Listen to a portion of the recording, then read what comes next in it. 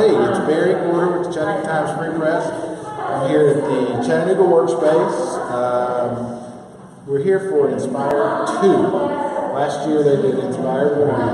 And quick description of that. This is an artist studio space, and they've collaborated with the Hunter Museum of Art and Adira Kazi. Adira had all the artists that wanted to come up and pick out a piece from their permanent collection to use as an inspiration piece, and then they would create their own. So, who are you?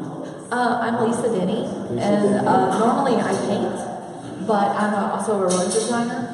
That's my day job. So what I did is I did a woven piece, this is my first woven piece. There's a painting in the Hunter called Rosy Morning, and it's very similar to a photograph that I took in my backyard.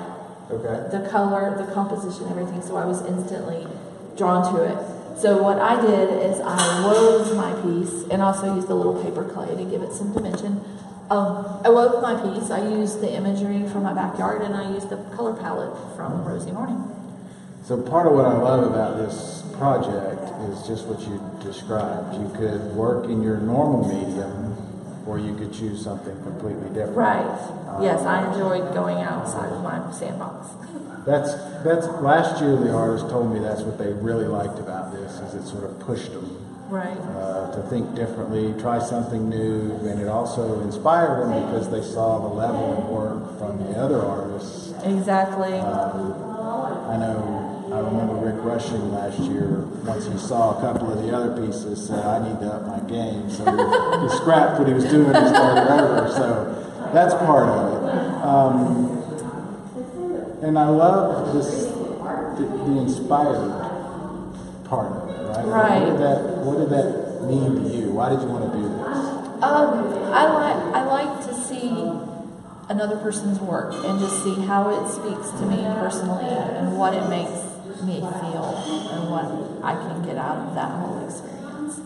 This was what, about a 2-month process? Yes. Well, for me, it was a 1-month process because I had a show last month that I had to focus on. So I did this in 2 weeks. What was the 2 weeks like?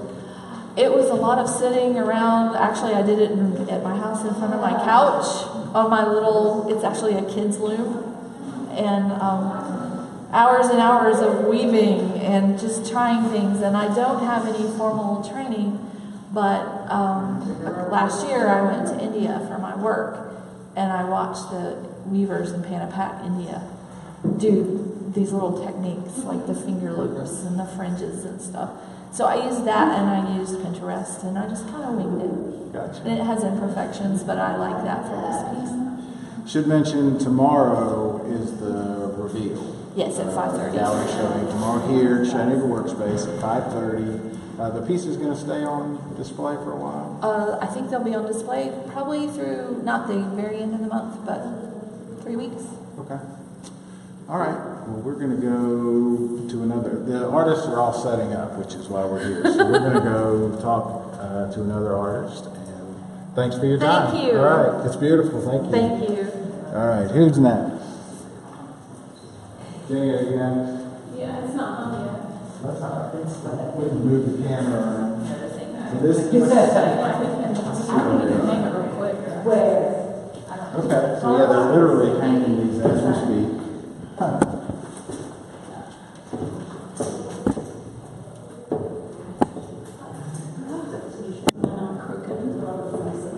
So tomorrow night, this is in the main lobby area of Chattanooga WorkSpace, which is probably 5 or 6 years old.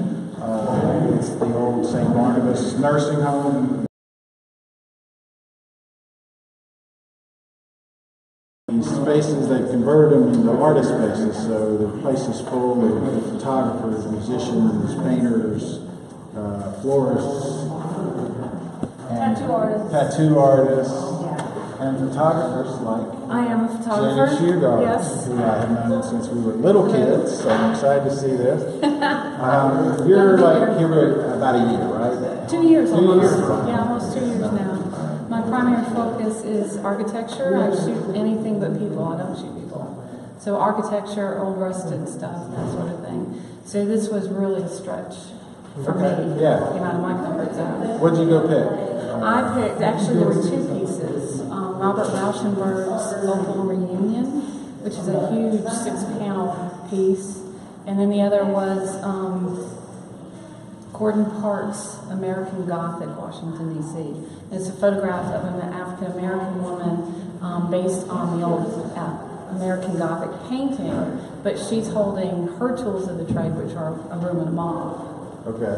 And so the two pieces together kind of led me to start thinking about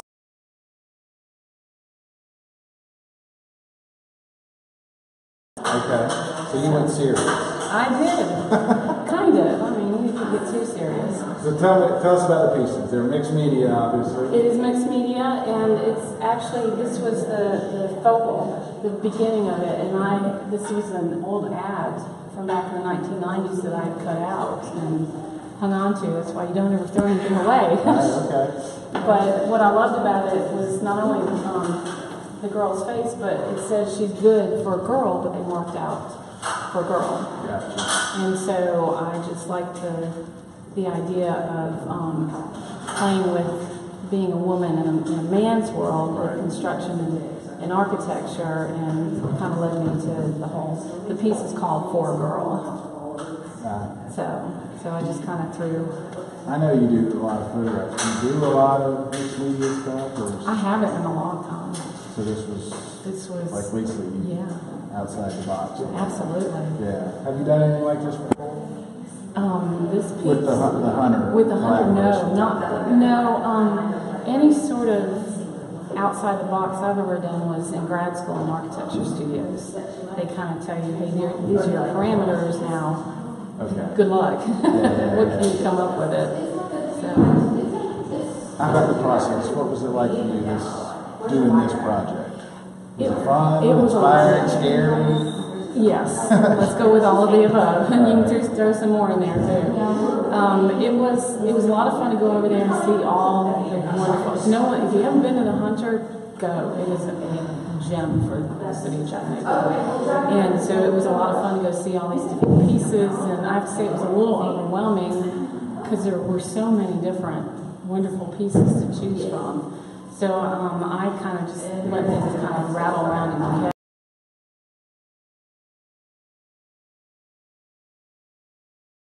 Preconceived, or did you go and just see what jumped out? Yes, and honestly, nothing really jumped out. It was just kind of letting it settle for a while, and kept coming back to those two pieces. Okay. I'm like, okay, let's see what we can do with it. And, honestly, once I figured out it would be those two pieces, I had a whole nother idea. And in the last few weeks, the direction completely changed.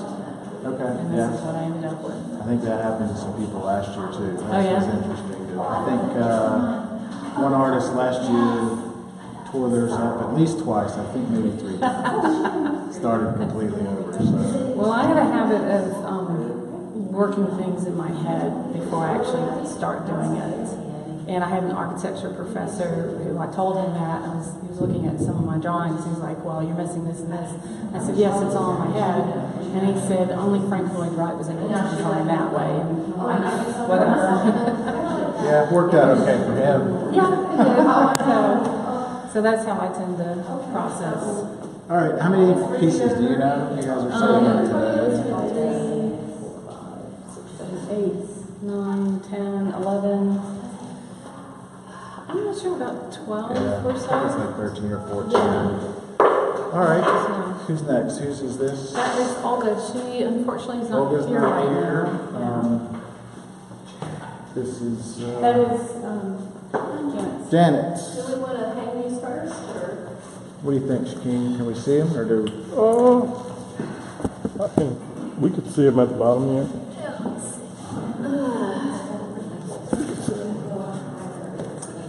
Janet, tell everyone your last name, please. Come on in. Hi, I'm Janet Campbell Bradley. All right. And you tell us about the piece you chose at the Hunter. Okay, at the Hunter, I chose The Hunter Fence by Albert Paley. And it's originally it was erected in 1975 to hook up the old mansion with the new construction. Gotcha. And recently, after they built the third building, they've basically kind of chopped it up, and it's displayed in different parts of the building and along different areas of the outside area. So an actual fence. Yes. Not just any fence. Yeah, not just any, but you get inspiration from anything, right? Or people can. Right. Right, so that's neat. Well, the background is Albert Paley started out in jewelry making many, many years ago. And when he did the Hunter fence, that was his second major installation of large-scale iron steel sculpture. So I identify because my initial medium has always been jewelry. And so as I'm shifting into printmaking, I've always had an interest in Albert Paley's work just because he went from jewelry making to a larger scale sculpture. And so it was like the perfect fit. And as I transitioned into printmaking, it was even better because at the time that he was doing the fence, he was transitioning from jewelry to sculpture. And here I am, I'm transitioning from jewelry into printmaking. And it just sort of aligned very nicely. Tell us about these pieces. Well, these pieces it's a triptych.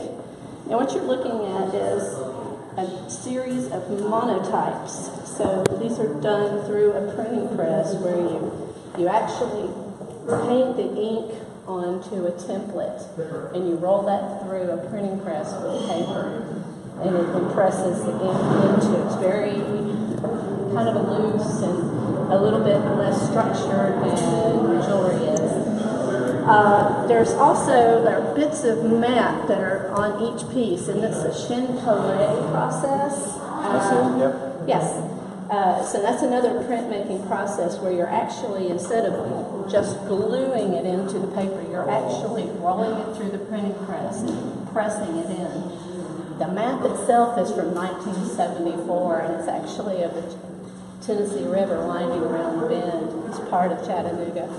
So I thought it was really appropriate, with it being about the time that he was making the fence. What you see are elements done in sumi ink of the different design characteristics of the Paley fence. And I did 3 panels, one for each building. So you've got the center, which is like the old mansion, and the left is the newest addition, and the right is the addition that was done in 1975, 74. And it's just a series. I kind of ended up going with the colors based on the map colors, and it's a new process for me, so I'm really pleased with how it came out. That's cool. We should tell people, if you're just tuning in, we're at Chattanooga WorkSpace, where they're setting up for a gallery showing tomorrow of Inspired 2. Which is a collaboration with the Hunter Museum of Art that they've done. So it's going on the wall. It's going People on are the saying, wall. why is that laying on the floor? It's At some point. as we speak. This is what it looks like before a show. Right. I think Olga Decline just walked in. This is her piece behind us, so we're going to go back. She's coming. We couldn't talk about it?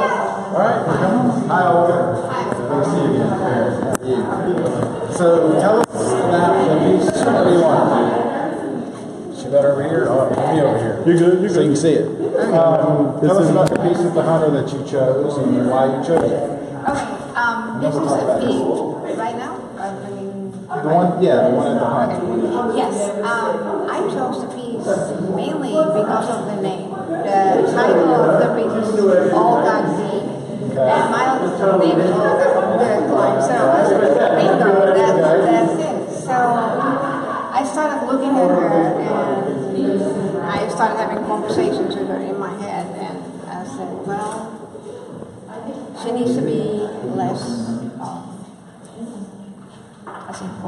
like restricted, like, of course at that time they were all looking prim and proper on, like, when they post, it's just the same as pictures, This was done in 1910, I think. And so I decided to loosen her up a little bit. And as I am a textile artist, I knitted part of her clothes of the. Yeah, I don't know if you can see that on the camera. Her boa looks like a boa, and Yes. the clothing is all knitted. Feathers in her hair, so. And actually what I did was I took a picture of me when I was younger and put her face on there. So. What is the piece called? It's called What's in a Name. Okay. What's in a Name, yeah. Very nice. You did this last year. I did that. Right. I did the two hands, the prison part, yeah. Why did you want to do it again? I wanted to do something a little lighter. Okay. Yeah. Okay. Well, good. Thank you very much. It's beautiful. Thank you. All right. Who we got next? Behind us? Okay.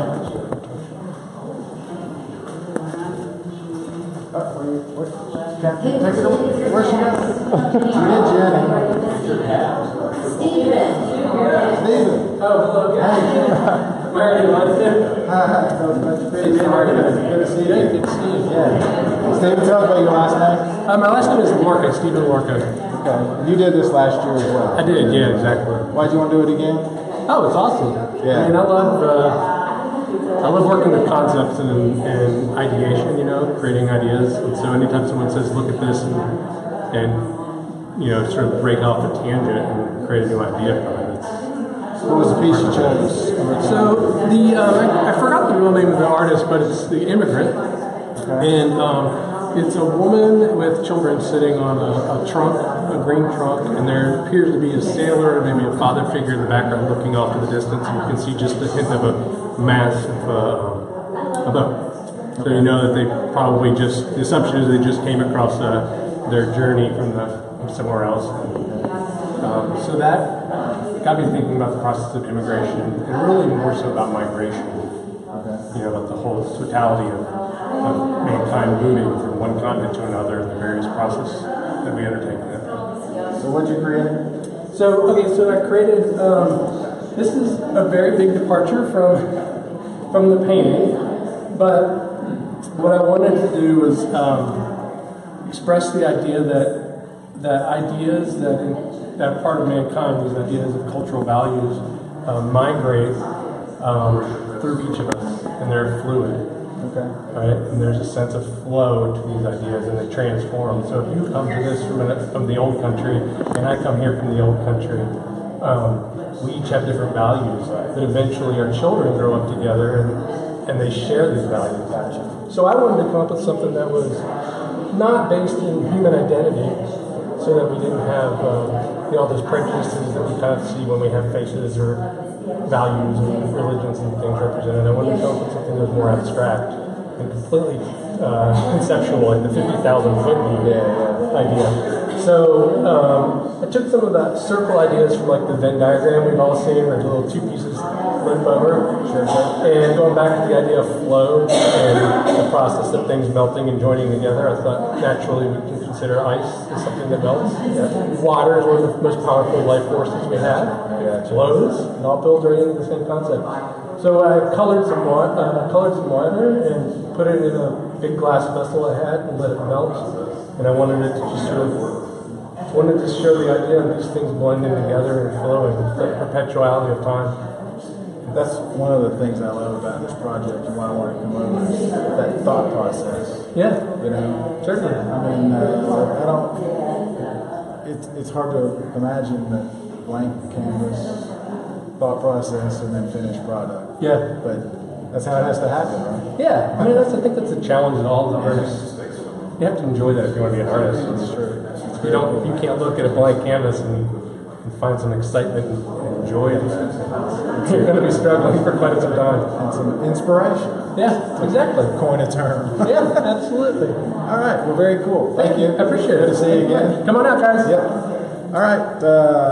You, Kevin? We're going to Kevin? All right. Alexa wants to go. Alexa, do you want to go talking head? Yeah, I have one. All right. Okay, we got two more. I can teach it. I'm on the floor though. That's, early, it's not even, it's just afternoon. Yeah. Hi, Alexa. I'm Alexa. What's your last name, please? Let. Alexa Let. So, you tell people again, pieces are on the floor because they're setting up. Yes, So, yes. But tell us about the piece you chose at the Hunger and why. Yes. The piece I chose was titled Extra Extra by Jim Himmelfarb. Excuse me, John Himmelfarb. you got the Himmelfarb. Yeah, that's the one I was scared about.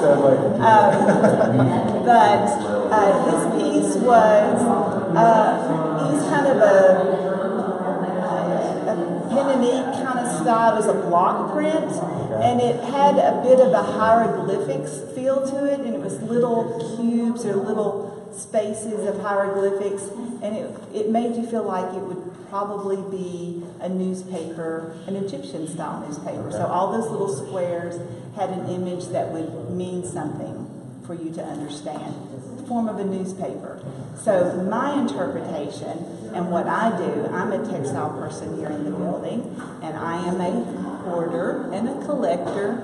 I'm the person that wants to save everything and all things junk. So I took all those little bits and pieces and I sewed little tiny circles and I put all the little things. And so my idea is this is my form of a newspaper. So it's extra, extra, and a little extra. Okay. So all those little pieces are to make you stop and think of back of a yonder year and of things that it's a little nostalgic because they're things that we don't do anymore. So I showed a few things to my daughter like this. I said, do you know what that is? No clue. But I see your smile. You got a little hint of what that is. Yeah. We won't chit chat about that, but we. Yeah. I know what it is. Yeah, of course you do. And this was interesting. It was an old button, and it's support Federal Women's Week, and it was Federal Women's Week, but it was only October 20th through the 24th. So, of 1975. Gotcha. So interesting little pieces of trivia of our life. So that's what this is. And if you just kind of look at it, I guarantee you'll find something and you'll trigger a memory and you'll do a little chuckle just what you just did. And the Coke bottle, I remember Oh, yeah. we all had those were giveaways. Yeah, I was a piano major, and if you were not playing from the Scribner Library of Music, you were not really a piano player. Gotcha. So that was kind of my little shtick there. And then we were all up in the politics of life, so that, of course, had to be included in the newspaper. So all of that is some little trinket of a yonder year, and that was kind of my idea, is to make you stop and think of a newspaper in trinkets of life. That's very cool. So that's it. Thanks. Thank you. Thanks for your time.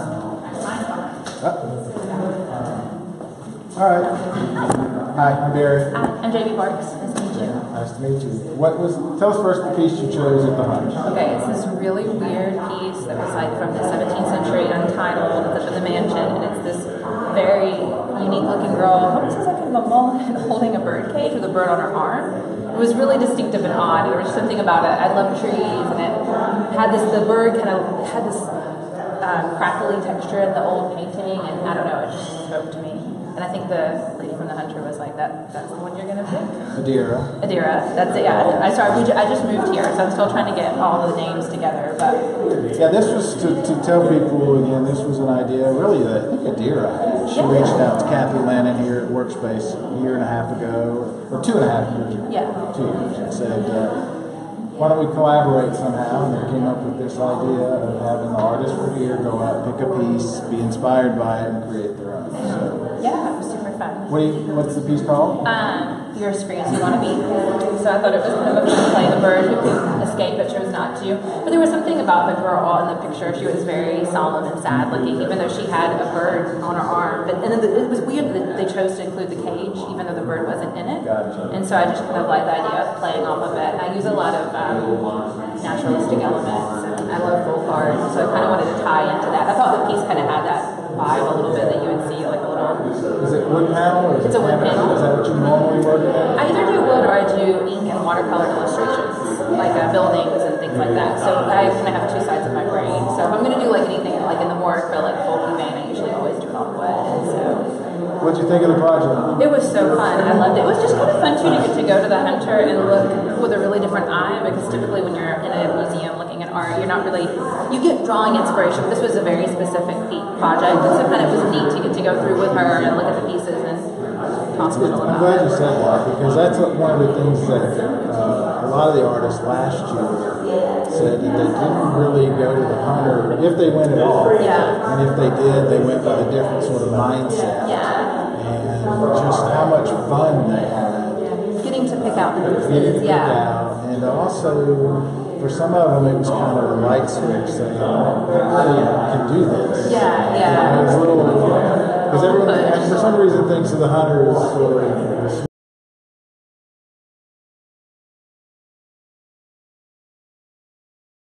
older pieces too. Like I said, the piece I picked from the 17th century, so it's been there for a few years. But yeah, no, it was great. I really enjoyed it. It was super fun. perfect. Thank you so much. Thank you. All right, now we're going to go talk to Kevin Bate. You guys, one more. I'm sorry. One more. There you are. Get over here. I'm sorry. Hi there. Hey, Michelle. Michelle, what's your last name? Fountain. Fountain. All right. Tell us about the piece of the Hunter you chose first.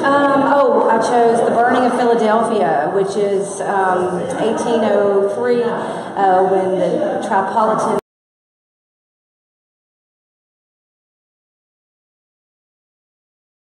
Last year, Yes. a wood piece. Yes. Same piece. Yes. Completely different. Totally different. Finish. Yes. Inspired piece. Yes. So tell us about yours. Well, I'm drawn to light in paintings, and all I saw when I saw this painting was fire. And so that's really where my focus went. And so I thought I wanted to recreate some fire on the water, and I ended up doing it with a 6-layer epoxy resin process. Yeah. Very cool. Let me say, and we'll link to it when we get back to the paper. I followed all the artists last year from start to finish. And done some videos and stories, so we'll link to that. So you can see Holly's piece. Yes. Yes. Yours is more not abstract. It's like more images in it. She created it more like the actual image. Yeah, where I just took inspiration from it insofar as the fire and the light that was in it. And I'm definitely more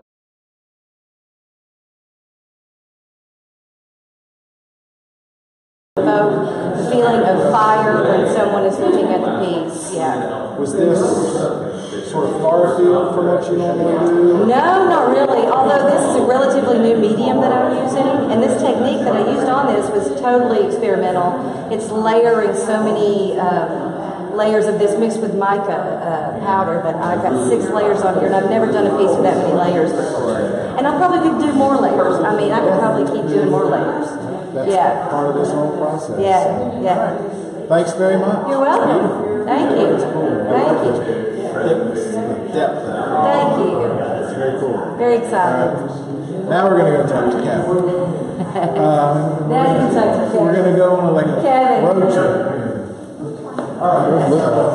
Thank you.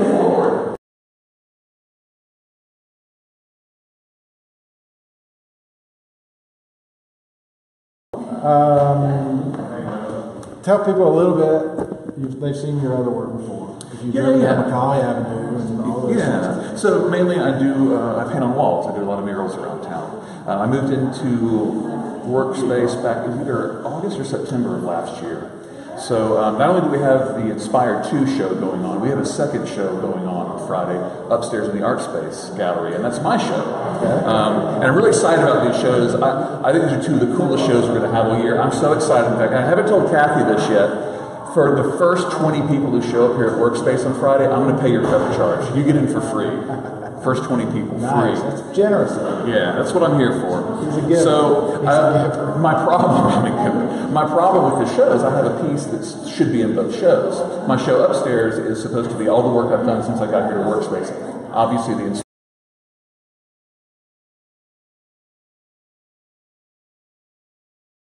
we're going to put the piece upstairs.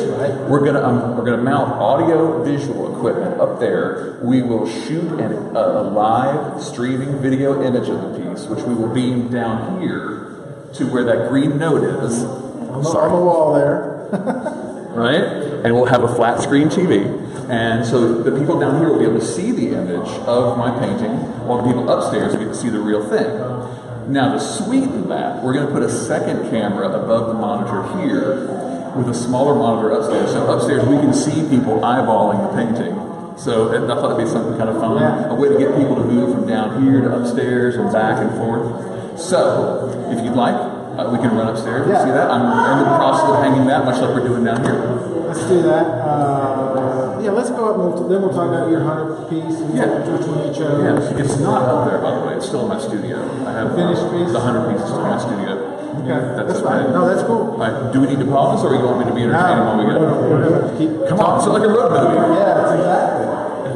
So ideally, people will flow through here into Lorca's area. So we'll have anywhere from 20 to 30 other artists at their studio open. So if you want to walk through, see the other artists, see what they're up to, talk to them is a big thing. A lot of people come in my studio and just want to talk and say hi, which is fun. It's fun to be able to, we work in a closed studio. We don't see a lot of people all day. Right. So to have on Friday, to have 100 people come through, it's kind of fun. Yeah. And you get to explain what you're up to. So I'm in the process of hanging the show. These are some prints that I've got. And then these are pieces that I've been working on since I got here in August. So there'll be, I guess, 3 more pieces on this wall. And then my inspired piece is going to go here.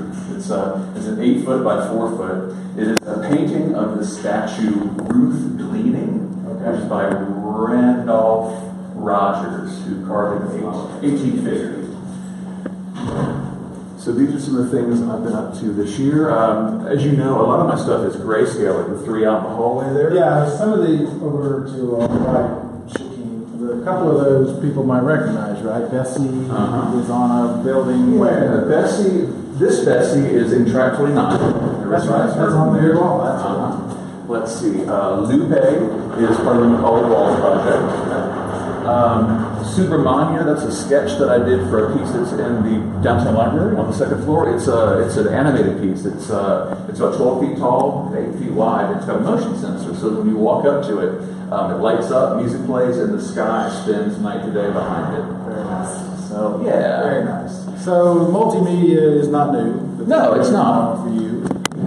And you had told us, so let's give him some props. Who's doing the camera work? Philip Lucky. Philip Lucky. Who's being a huge help to me and helping me out with that. Hopefully he'll be able to hang out with us here that night and enjoy, because I don't know if I mentioned downstairs, we have food and wine. And yeah, it's a gallery opening. Exactly. It's but it's a 4-story gallery opening with 50 different artists, so it's not to be missed. Yeah, it's a lot. It's neat what this workspace has done. I knew probably a half dozen people in there before I moved in. I worked with Holly and Allie on the Macaulay Walls project. I knew Rick Rushing from the Holmberg Foundation. I knew Olga from the neighborhood. So I knew a lot of these people, and they would always talk about workspace. I said, yeah, I've got my basement.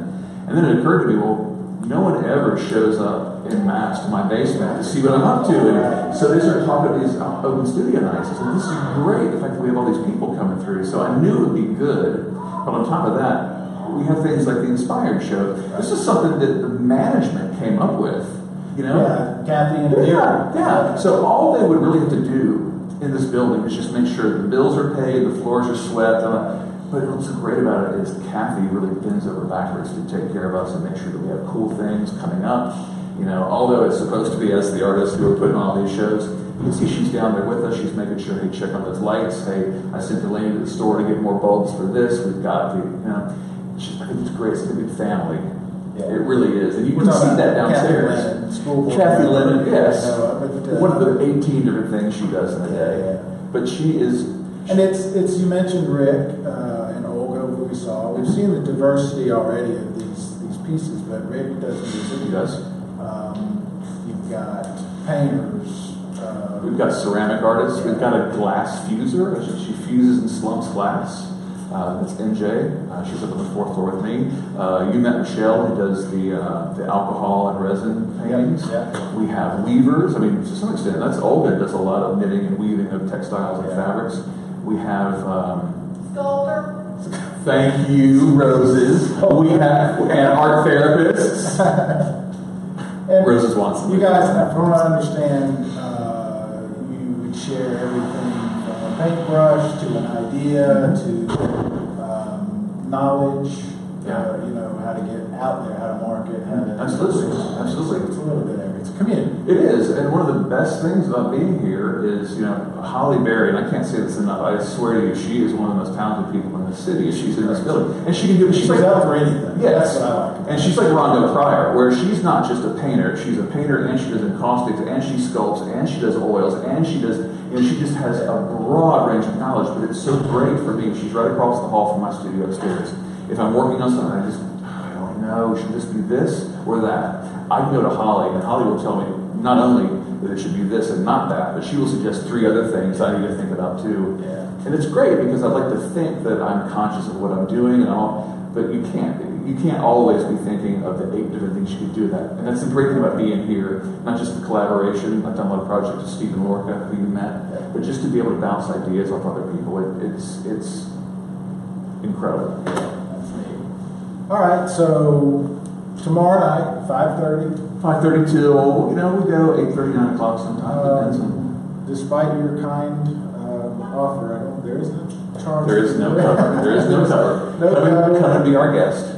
And like I said, we have art and food and drink.